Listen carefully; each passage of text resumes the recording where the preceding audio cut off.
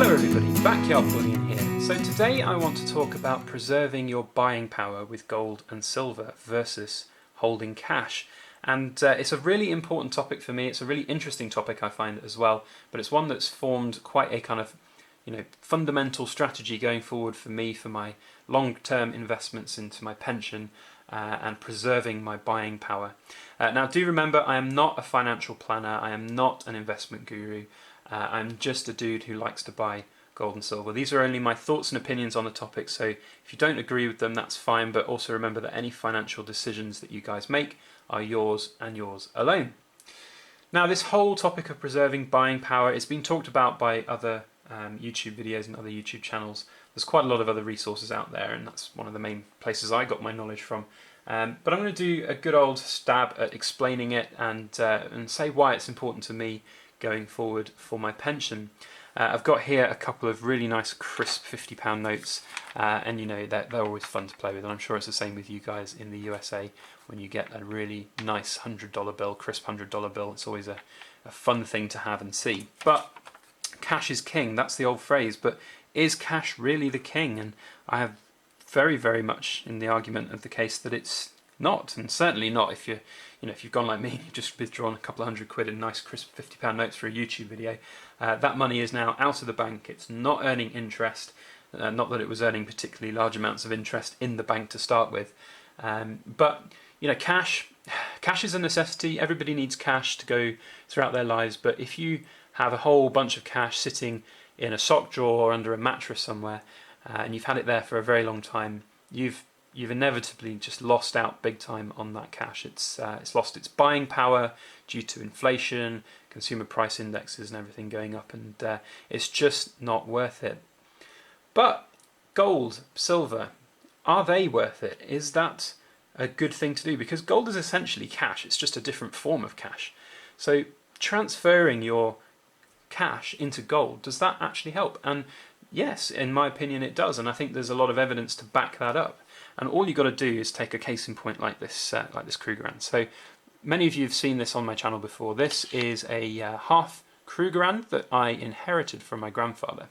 And half of this half is mine, and half of this half is my brother's. I am custodian of it at the moment, but should my brother ever want to sell his half, I'm more than happy to buy it off him. But it's a really special thing having come from my grandfather. But he bought this back in the 1980s when I was born, and you've just got to look at the prices of gold back then, and that's why I've got two £50 notes out, because half an ounce of gold in sort of the 1980s, early 1980s, certainly here in the UK, I know there were some different prices going on in dollars, but in the UK it cost about just over £100 for half an ounce of gold, maybe a little bit more. So back then, half an ounce of gold, £100. Now, if you'd kept that £100 in the bank account, I've done a little bit of a calculation, you would probably end up over 30 years with some compound interest. Let's say you get a lucky average of 3%, which would be phenomenal right now, but it's really probably not going to be that good. But 3%, let's just say you had a really good lock-in thing for 30 years. That £100 is probably going to be worth around the £250 mark. Now this half ounce Krugerrand, today's value, is worth £500. So without even thinking about the difference in prices between 1980s and today, you've already increased the value of your currency, of your cash, better than if you'd had it in a bank. Now obviously if you just had this £100 stuck in a sock drawer, it would have depreciated. You'd have had £100 back then, £100 now. £100 only buys you a 1/10 ounce of gold, so really, really depreciating in value. So having bought that half ounce Krugerrand back then for £100, my grandfather preserved some of his wealth for me and for my brother.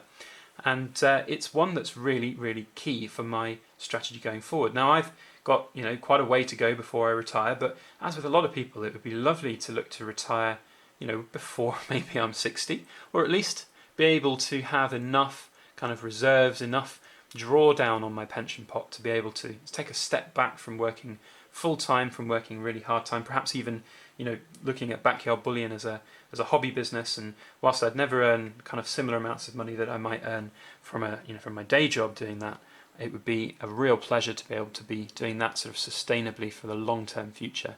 And to get to that point, I think having some precious metal is really key. Now, it's also important to remember that diversification is very important. It's very important to have lots of different avenues for your pension pots, and indeed I do. You know, there's various different things going on, which I'm not going to bore you guys with now, but it's very important to have different things going on, and gold and silver not forming your entire strategy. But you know, for us going forward, what we would like to think of doing, you know, when we get to that kind of age where we want to look to retire, maybe settle down on a nice property to sort of live out our days on. We're looking at preserving our buying power, and we're earning money at the moment. We both work. We both got good incomes, and we're very lucky on that front. And putting cash away each month and saving for the future is great. Saving for that lovely property that you want to buy, that dream property, is really important for us. And having a bunch of money in the bank account is great, but if we have that money and keep it for 30 years, it's not going to be worth as much then to now. And you've just got to look at, for example, house prices over the last sort of 30 years. Now, house prices, obviously, they will go up and down with various different kind of market variations and different things going on in the markets. Obviously, you've got like the housing crash bubble, credit crunch bubble 10 years ago, in fact 10 years ago this month. And you just got to look at how prices have changed over the last 30 years for houses. And looking at it now, we've got a change since the 1980s of around about 500% in terms of the average price of a house. So are you going to earn 500% on your cash in a bank account? That's what we've looked at going forward, to be able to buy the same value house that we want to buy with that money today. And the answer is you're not going to get 500% over the course of 30 years. You'd be very lucky to do that. But if you had your buying power preserved in gold, in precious metals, then you're kind of hedging your bet against the value of your currency. And I think that's a really good thing to have. You'd be able to preserve that buying power that you've got now. Take the money that you've got in that bank account now and look to hold it, and then when the right time comes along, liquidate that, and then you'd be able to use that to your advantage. So I think it's really, really interesting in terms of like numbers and how that works. It's probably the most important way to make money in the long term out of gold. You're not necessarily going to make literal profit on your gold. It might feel that way, like if like I sold this now, if we took the £100 that my grandfather could have given me in cash when I was a very wee lad, then that I could change that up now and have £500 instead of the £100 between me and my brother. But at the same time, back then £100 would have bought probably roughly the same as about actually I looked up on a website, a historic inflation calculator. £100 back in the early 1980s would have bought the equivalent of about £550, £600 worth of goods today. So it's really interesting that that buying power has been preserved. If we had that £100 come forward today in cash or in a bank account, we'd have not had that same buying power. So that's the whole premise. I've kind of rambled on about it. I hope you guys have understood it. I'm never usually that good at explaining things, and there are, as I said, a lot of other videos out there which will perhaps explain things better with fancy animations and things like that. But do let me know your thoughts. I think it's a really important strategy going forward. Let me know your thoughts on these lovely £50 notes as well. I think they're absolutely cracking. They will be going straight back to the bank to be put back in because, as I said, holding cash like this is just pointless. It's unless you actually need it for a holiday or just for an emergency. It's always good to have cash as an emergency, but it's really not really that worth it. And certainly in today's kind of 20th century world where you've got debit cards and visas and whatever that you can get cash out pretty easily, pretty quickly. In most places, having a bunch of cash around is just not needed anymore. Anyway, that's all I have to say on that topic. If you like this video, please put a thumbs up on it, share it around on your social media. That would be very helpful indeed. If you haven't subscribed to my channel already, please make sure you hit the subscribe button. We've got a cool In Focus Friday coming up on Friday, which will hopefully be on a really fancy Scottsdale bar. Then over the weekend we've got amazing unboxing video, huge unboxing video. We're talking like £6,000 plus unboxing video, so make sure you subscribe, stick around to catch those videos in the future.